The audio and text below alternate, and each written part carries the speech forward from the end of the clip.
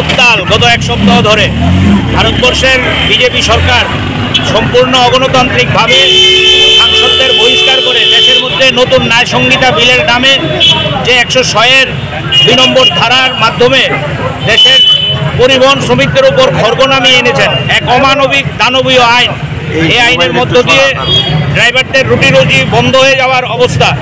গোটা দেশ উত্তাল হয়ে উঠেছে, শ্রমিকরা রাস্তায় ইতিমধ্যে নেমে এসছে। এই আইন অবিলম্বে প্রত্যাহারের দাবিতে, বিজেপি সরকারের এই স্বৈরাচারী নীতি অবিলম্বে বন্ধ করার দাবিতে all India route transport workers federation, যেটা আমাদের ত্রিপুরা রাজ্যে বিএমএসইউ, অটো, ই রিক্সা, বাস, ট্রাক সমস্ত শ্রমিকদের নিয়ে একটা ফেডারেশন, এই ফেডারেশনের আহ্বানে আমরা ইতিমধ্যেই দাবি তুলেছি অবিলম্বে দেশের বিজেপি সরকারকে ন্যায় সংহিতা বিলের এই যে দানবীয় ধারা এটাকে বাতিল করতে হবে এবং ড্রাইভারদের জন্য প্রয়োজনীয় সুরক্ষার ব্যবস্থা করতে হবে। পরিবহন সংগঠনগুলোর সাথে কথা বলেই প্রয়োজনীয় আইন সংস্কার সেখানে করতে হবে এই দাবিতে, এবং অবিলম্বে এই দানবীয় আইন প্রত্যাহারের জন্য আমরা আজকে আগরতলা শহরে BMSU, Tripura auto rickshaw workers union, Tripura E rickshaw শ্রমিক ইউনিয়ন, টিআরটিসি কর্মী ইউনিয়ন, পরিবহন শ্রমিকদের এই সংগঠনগুলো নিয়ে এই মিছিলের আহ্বান করেছি।